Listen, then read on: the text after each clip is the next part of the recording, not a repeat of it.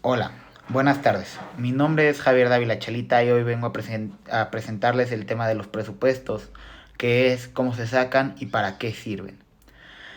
Básicamente para entender primero tenemos que saber qué es un presupuesto. Un presupuesto es un tipo de análisis financiero que nos sirve para predecir un periodo de tiempo de una empresa en base a datos que se nos dan. Básicamente, mediante un presupuesto podemos tomar decisiones actuales que van a afectar en el futuro sabiendo cómo se va a comportar la empresa en un futuro. Básicamente prediciendo cosas como la mano de obra, el inventario que vamos a necesitar, los préstamos que vamos a necesitar, entre otros elementos. Para sacar un presupuesto, lo primero que tenemos que tener son datos iniciales que se nos tiene que proporcionar la empresa. Estos datos son del periodo anterior al que se le quiere sacar el presupuesto y básicamente cuentan con balances generales, cuánto cuesta cada producto, la materia prima que requiere, la mano de obra que requiere, cuánto cuesta la mano de obra, cuánto cuesta cada materia prima, cuántos productos son. Esos datos iniciales se le dan a la persona para que puedan empezar a sacar el presupuesto. Pero el dato principal más importante y con el que podemos empezar a trabajar nuestro presupuesto es saber las unidades a vender, las unidades que se esperan vender en el periodo de tiempo que se quiere sacar el presupuesto. Básicamente esto te lo puede dar ya la empresa, decirte cuántas unidades se esperan vender de cada producto por cada mes o cada trimestre, depende del tiempo que se considere el presupuesto. O tú lo sacas con un porcentaje que te dicen que esperan ellos de crecimiento de mercado, ya sea anual, mensual, trimestral, como ya dije. Ya cuando tengas básicamente las unidades que se esperan vender, empezamos con la primera tabla, que es el presupuesto de ventas. El presupuesto de ventas básicamente es sacar estas unidades en efectivo, saber cuánto efectivo se va a vender, las ventas totales en efectivo de cada producto y de cada periodo. Básicamente esto se hace multiplicando las unidades que se esperan vender de cada producto de cada periodo por el precio de cada producto. Esto nos daría un total de ventas, que sería básicamente lo que se espera vender en el periodo de tiempo que se va a sacar el presupuesto. Seguido de esto tenemos la tabla de presupuesto de producción. En esta tabla se usa una política de inventarios, básicamente de inventarios de producto terminado. La empresa va a decirte cuánto de inventario final se espera tener después, al final de cada periodo. Eh, Esto nos va a servir para sacar básicamente la producción más adelante. Lo que se tiene que hacer son, primero pones las unidades que se esperan a esperar hasta arriba. A estas les vas a sumar el inventario final de producto terminado que se espera, que se saca con la política como ya mencioné, multiplicando esa política por las ventas del periodo siguiente. Se le va a restar el inventario inicial, que básicamente el inventario inicial es el inventario final del periodo anterior. Y con esto tendríamos la producción. Con esto sabríamos, podríamos predecir cuánto se va a producir en el periodo de tiempo del presupuesto que se está sacando. La otra tabla que sigue es la de presupuesto de materia prima requerida. Básicamente esta tabla nos ayuda a entender cuánta materia prima se va a necesitar para crear los productos necesarios. Primero tenemos que saber el requerimiento de cada producto de materia prima. Esto se suma para sacar un total de requerimiento de materia prima y después de esto se va a sacar el precio de cada materia prima.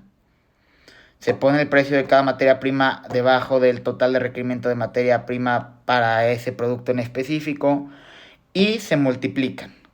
Esto nos daría un costo de materia prima requerida, que básicamente nos diría cuánto va a costar la materia prima que se va a requerir para cada producto. Se suma la de cada producto y te da un total de costo de materia prima requerida, básicamente diciéndote en el periodo que estás sacando cuánto va a costar la materia prima que vas a requerir. Después de esta tercera tabla pasamos a la cuarta, que es el presupuesto de compras de materia prima. Al igual que la tabla 2, en esta tabla necesitamos una política de inventarios finales, esta vez no de producto terminado, sino de materia prima. Es cualquier porcentaje que se nos den, básicamente se va a sacar igual que la tabla pasada, este inventario final de materia prima se va a multiplicar el porcentaje por el total de requerimiento de materia prima del siguiente periodo. Al total de requerimiento de materia prima del siguiente periodo se le va a sumar el inventario final de materia prima y se le va a restar el inventario inicial de materia prima, que como en la tabla 2 se dijo, es el inventario final del periodo pasado. A esto se nos van a dar las compras totales que necesitamos de materia prima y nuevamente vamos a utilizar los precios que utilizamos en la tabla anterior de cuánto cuesta el precio de materia prima de cada materia prima que se necesita, y se multiplicará este precio por las compras de materia prima que se utilizó para cada producto. Con esto tendríamos las compras de materia prima en efectivo, en dinero de cada producto, y sumando todo esto ya tendríamos cuánto sería el total de compras de materia prima en cuestión de dinero. La quinta tabla es el presupuesto de mano de obra. Básicamente esta se basa en primero poner la producción, que como ya mencioné lo sacamos en la tabla número 2, la producción que se va a hacer. Luego se saca el requerimiento de horas que se necesita por cada producto. Este requerimiento de horas se multiplica por la producción. Básicamente un producto puede tener un requerimiento de horas de media hora, de 45 minutos, que se va a enseñar por un decimal y este decimal se multiplicará por la producción. Esto nos daría el total de horas, manos de horas requeridas. Luego la tarifa por hora, que la misma empresa te va a dar cuánto se le paga por hora a cada empleado, se le multiplicará por el total de horas que ya sacamos anteriormente y esto nos dará el costo de mano de obra. Este costo de mano de obra nuevamente se suma para cada producto. Cada producto va a tener su costo de mano de obra. Se suma el de cada producto para sacar el total de costo de mano de obra de cada mes, trimestre, lo que sea. Se suma el costo de mano de obra de cada mes, trimestre o periodo que se decida y te dará el total de costo de mano de obra. Estas primeras tablas son las más complejas dentro de un presupuesto realmente, y básicamente me costan más sobre entender el tema de inventarios, manos de obra y producción. Con estas 5 tablas vamos a entender cuánto vamos a necesitar producir para que estemos dentro de nuestras políticas, cuánto vamos a requerir de materia prima, cuánto vamos a necesitar comprar de materia prima nuevamente para entrar dentro de nuestras políticas de inventario y cuánto nos va a costar la mano de obra dentro de este periodo. Ya con estas 5 tablas podríamos entender básicamente muchos de los costos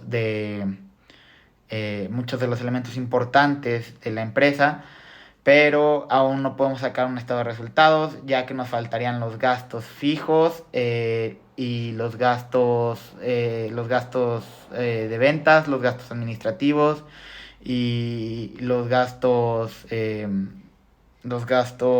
variables que necesita cada empresa. Básicamente para esto nos va a servir mucho la tabla 6 y 7. La tabla 6 se encarga de sacar los GIF fijos. Primero cualquier elemento de GIF que te presente la empresa, estos datos ya te los darán antes nuevamente. Los vas sumando para sacar los GIF desembolsables. Después de estos GIF desembolsables le vas a sumar la depreciación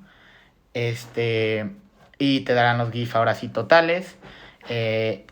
Para sacar los GIF por hora, básicamente el total de horas de mano de obra que sacamos en la tabla 5, no el total de cuánto se le va a pagar, sino el total de horas, divide a los GIF totales para saber cuántos va a ser de GIF por hora básicamente.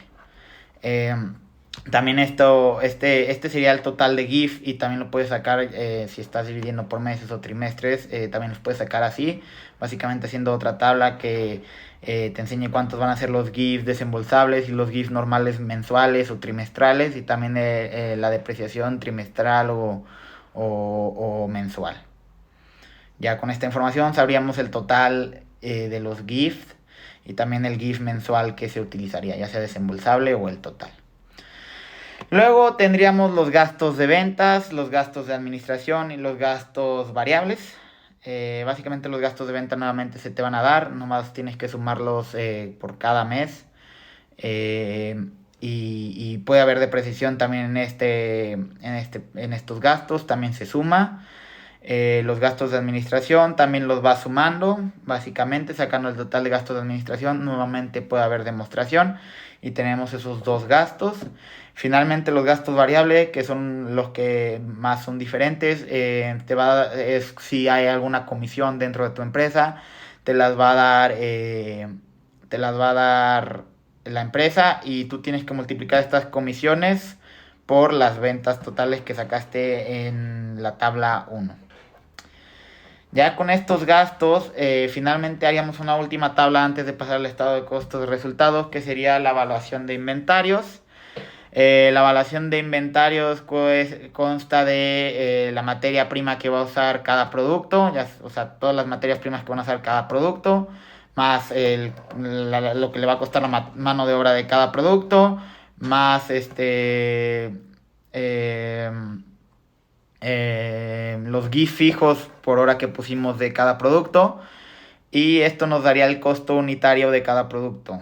Es muy importante sacar el costo unitario de cada producto, y para confirmarlo lo que yo utilizo es básicamente el costo unitario de cada producto tiene que ser menor que el costo al que se venda, ya que obviamente una empresa busca ganancias. Eso nos sirve para confirmar que por el momento vamos bien. Ya con el costo unitario podemos sacar el inventario final de producto terminado, que básicamente es multiplicando el inventario final de producto terminado del último mes que sacaste por este costo unitario, se suma y sacas el inventario final del periodo.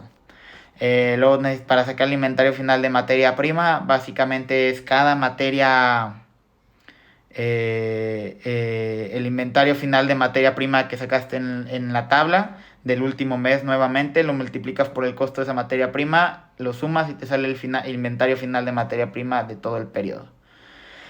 Ya con todas estas tablas podemos pasar al estado de resultados, el cual también nos va a ayudar a sacar básicamente las ventas, el costo de producción, el, el costo de producción de nuestro presupuesto. Y también nos servirá para comprobar que vamos bien hasta el momento. Básicamente cómo funciona esto es sumar las compras de materia prima más el inventario inicial de materia prima. Tendríamos, eso nos daría igual al total de material que tenemos. Se le resta el inventario final de materia prima. Esto nos daría la materia prima requerida, que ya habremos sacado en una tabla anteriormente. Seguido de esto va la mano de obra, los GIS fijos y todos esos elementos que nos darían el costo de manufactura. Seguido va el inventario inicial de producto en proceso menos el inventario final de producto en proceso, que muchas veces este no va a alterar, ya que muchas veces las empresas lo que hacen es nomás mantenerlo, por lo que simplemente sería un cero que no afecta mucho. Esto nos daría el costo de producción. El costo de producción es esencial para comprobar que vas bien hasta el momento, ya que si tú sumas toda la producción de cada uno de tus productos y esta lo multiplicas por el costo unitario y luego sumas el costo unitario por la producción total de cada uno de los productos, y lo sumas, te tiene que dar lo mismo que en costo de producción. No sé si me expliqué, lo vuelvo a repetir. La suma de la producción de cada producto por el costo unitario de cada producto y luego sumar ese resultado de cada producto más ese resultado de cada producto, se tiene que dar lo mismo que el costo de producción. Si no está así, tienes que volver, checar en qué está fallando tu presupuesto y volver a repetirlo, ya que significa que está mal, hay algún elemento que está fallando, no estás siguiendo bien las políticas o no estás haciendo alguna suma bien. Es esencial que quede exactamente igual. Seguido de esto, se suma el inventario inicial de producto terminado. Con eso ya sabemos cuánta mercancía hay disponible para la venta. Se les resta el inventario final de producto terminado y con eso nos sale el costo de producción. Hasta aquí, el costo de ventas, perdón. El costo de ventas. Hasta aquí tenemos básicamente algunos de los elementos más sencillos. pero aún nos faltan algunos elementos clave para nuestro presupuesto. Entre ellos es la tabla número 10, el estado de flujo de efectivos. Esta tabla es esencial primero contar con varias cosas. Lo primero es que tienes que saber las políticas de proveedores y básicamente de clientes o cobranza, como quieras decirlo, que son estas políticas. La empresa te va a decir si las ventas que tú hagas, los clientes las pagan en contado, o igual y te las pagan hasta en un mes después, 2 meses después. Te dicen qué porcentaje de estas ventas se pagan al contado, qué porcentaje de estas ventas se pagan en cierto tiempo después. Tú tienes que tomarlo en cuenta y ponerlo hasta arriba en tu tabla, ahí como un dato importante. También te van a decir el salario mínimo que necesita la empresa. Esto es esencial, ya que todo el flujo de efectivo se va a basar en mantenerte a línea con ese salario mínimo. Te van a decir la política de proveedores, que ya sea que tú le pagas a los proveedores al contado o al siguiente mes, en 2 meses. Y te van a decir las tasas de intereses, ya sea de préstamos o de inversiones. Primero empezamos con el flujo de operación, que cuenta de entradas y salidas de cada periodo. Las entradas son las ventas a contado y el cobro de clientes. Es lo mismo que ya dijimos, hay algunas, cuando vendas hay algunas cosas que te van a pagar de contado y otras en el siguiente periodo. Ahí lo vas sumando para saber el total de entradas de cada mes, trimestre o cualquier, dependiendo de cómo se está contando tu periodo. Y luego tenemos las salidas, que es el pago de pasivos de corto plazo, que son los pasivos que quedaron del balance general pasado. Es el pago de proveedores, que se harán en base a tus políticas. Y algunos otros pagos como el de MOT, el de GIF, el de operación, impuestos. Todos estos gastos sumados te darán el total de salida. Para el flujo de operación, tienes que restar las entradas menos las salidas y ese es tu flujo de operación. Puede salir negativo, puede salir positivo. Ahora, debería ser el siguiente el flujo de inversión y el flujo de financiamiento, ya para sacar el flujo neto de efectivo y el saldo inicial y el saldo final. Pero realmente para sacar el flujo de financiamiento y el flujo de inversión, necesitamos primero entender, primero necesitamos checar el saldo inicial, el saldo final y el flujo neto de efectivo. ¿Por qué? Porque como ya dije, este flujo busca que nos quedemos a línea con el saldo mínimo que pide la empresa. Entonces, ¿cómo se hace esto? Para empezar, el flujo neto de efectivo se hace sumando los 3 flujos anteriores, el de inversión, el de financiamiento y el de operación. El saldo inicial es el saldo del mes pasado, trimestre pasado, lo que sea, y el saldo final es la suma del saldo inicial más el flujo neto de efectivo. Básicamente lo que queremos es que los saldos nos queden igual a nuestro saldo mínimo necesario, por lo que necesitamos mover las inversiones y los financiamientos para que queden en el saldo mínimo. Básicamente esto significa que en el momento de sumar todo esto nos dé el saldo mínimo en los saldos iniciales y saldos finales. Para lograr esto, básicamente si tenemos un excedente lo vamos a invertir, que iría en la parte de inversión, en el flujo de inversión, en la parte de inversiones. Y si tenemos un faltante, vamos a tener que pedir un préstamo. ¿Ok? Básicamente, ¿cómo funcionan, por ejemplo, primero los préstamos? Se hace el préstamo al periodo y tienes que pagar intereses al siguiente periodo, dependiendo de la tasa de intereses que ya tendríamos arriba.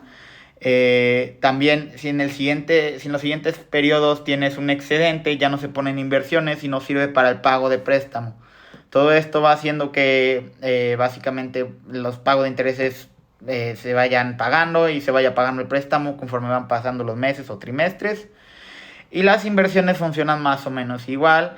Si tienes un excedente, lo metes en inversión y vas a estar cobrando intereses que aparecen en la zona de financiamiento y así te vas yendo hasta que se equilibre tu saldo inicial y tu saldo final queden igualitos al saldo mínimo. Si logras ya que te quede igual, ya nada más checas cuántos fueron tus préstamos, cuántos fueron tus inversiones y cuántos fueron tu pago de intereses, cobro de intereses, entre otros elementos. Un elemento también importante que tener en cuenta es que si la empresa compra planta o equipo, iría en inversión. Hay una zona que dice compra de planta y equipo, ahí también se pone y se tiene que tomar en cuenta, ya que nuevamente va a afectar tus saldos, igual y tienes que pedir un préstamo para pagar esa compra, entre otros elementos. Después de esto, por fin podemos sacar el estado de resultados, que es el que nos va a servir para saber la utilidad neta, que la utilidad neta, si no se sabe, es básicamente lo que de verdad gana la empresa ya después de todo. Para esto son las ventas, menos el costo de ventas, nos da una utilidad bruta. Van todos los gastos de operación, o sea, gastos de ventas, gastos de administración. Nos da una utilidad de operativa. A esta se le suma o resta el RIF, que el RIF básicamente es todo, es el pago de intereses menos el cobro de intereses, puede ser positivo o negativo. Nos da una utilidad antes de impuestos, multiplicas esa utilidad antes de impuestos por los impuestos y te dan los impuestos. A esta utilidad antes de impuestos le resta los impuestos y por fin tienes tu utilidad neta. Ya con tu utilidad neta pasas al balance general, que pues bueno, como ya se sabrá, el balance general está basado en activos, pasivos y capital contable. La suma de pasivos y capital contable te tiene que dar igual al total de activos. Entonces básicamente aquí también nos podemos dar cuenta si hay algún error en los pasados elementos, ya que te tiene que cuadrar exactamente igual. Los pasivos es lo que tú debes, los activos es lo que tú tienes, el capital contable es el efectivo que ya entra, ya sea de inversiones o de las utilidades retenidas. En los activos vamos a sumar efectivo, clientes, todos los inventarios, entre otras cosas. Esto va en activos circulantes y nos da el activo total de circulantes. Los activos fijos son toda la compra esta de planta y equipo, menos sus depreciaciones que sacamos en tablas anteriores, por ejemplo en la tabla 7 o en la tabla 6, ahí había depreciaciones. Se restan a la compra de planta y equipo. Esto nos da el total de activos fijos, se suman y tenemos el total de activos. En pasivos son lo que le vas a pagar a los proveedores, que básicamente se saca en cuestión de los proveedores. Los impuestos se sacan de la tabla anterior, de la tabla 11, los impuestos que ya sacamos, se van sumando y tenemos los pasivos circulantes. Luego los préstamos, menos sus pagos de préstamos, van en la zona de préstamos, en pasivo no circulante, en el balance general. Estos dos se suman y tenemos el total de pasivos. Finalmente, para el capital contable tenemos el capital social, que ya te lo da la empresa, más las utilidades pasadas retenidas, más las utilidades que sacaste este periodo, y tenemos el final del capital contable. Sumamos este capital contable más el pasivo y nos tiene que dar igual que el activo. Ya con estos elementos hechos, solo haríamos lo que se conoce como un flujo de efectivo neto indirecto, un flujo de efectivo neto indirecto, ¿sí? ¿Sí? Sí, va el flujo de neto de efectivo indirecto, el cual básicamente nos sirve para hacer lo que hicimos en la tabla 10, un poco más limpio, menos complejo, pero es más para comprobar que lo de la tabla 10 esté en correcta posición y que todos los elementos estén bien. También es como un tipo de comprobación. Primero va el flujo de operación, que se cuenta de utilidad netas, más las partidas virtuales o menos, que son la depreciación y la amortización. Luego tenemos que sacar las diferencias que haya entre el balance general pasado y el balance general actual. Estas diferencias pueden ser negativas o positivas. Si son negativas y es parte de los activos, se restan. Si es negativa y es parte de los pasivos, se suman. Si es positiva y parte de los activos, se suman. Si es positiva y parte de los pasivos, si es positiva y parte de los activos, se suman. Si es positiva y parte de los pasivos, se restan. Básicamente sacamos las diferencias de cada uno de estos, de clientes, de inventarios, de cuentas por pagar, sueldos por pagar, impuestos, otros, y nos dará un flujo de operación sin RIF, que básicamente es el que vamos a sacar es el que vamos a usar para sacar el flujo del periodo, pero para confirmar que está bien, le sumamos el RIF, que básicamente lo sacamos en la tabla que ya dijimos, la tabla 11. Le sumamos el RIF y tienen que estar igual que el flujo de operación de la tabla 10. Después va el flujo de inversión, que básicamente son la venta de activos, la compra de activos, compra de inversiones, todos los elementos van aquí. Lo sacas, va el flujo de financiamiento, que es básicamente los préstamos menos el pago de préstamos. Lo sacas y el flujo de financiamiento, más el flujo de inversión, más el flujo de operación, toda esta suma te tiene que dar el flujo del periodo y este flujo del periodo tiene que ser igual al de la tabla 10. Ya este sería el último elemento del presupuesto. Realmente solo sería checar el impacto, ya sea el ROE, el ROA y el margen de utilidad neta. El ROE nos sirve para entender la rentabilidad, buscamos que sea alto. El ROA nos sirve para saber cuánto de un peso se te va a devolver, también queremos obviamente que sea alto. Y el margen de utilidad buscamos que sea alto, ya que es básicamente de tus ventas cuánta utilidad de verdad sacas. Con este impacto podemos entender qué tan, o sea, las decisiones que estamos tomando, las políticas que estamos teniendo, qué tanto impacto van a tener en la empresa, si van a afectar su rentabilidad positivamente, su ROA negativamente, su margen de utilidad positivamente. Y bueno, ya con esto y el presupuesto en sí, podemos analizar y tomar decisiones en base en las empresas, sus políticas, cuánto se paga, cuánto se compra, todos estos tipos de elementos para evitar pérdidas en un periodo futuro. Esto sería en sí el presupuesto. Espero que les haya gustado. Muchas gracias. Hasta la próxima.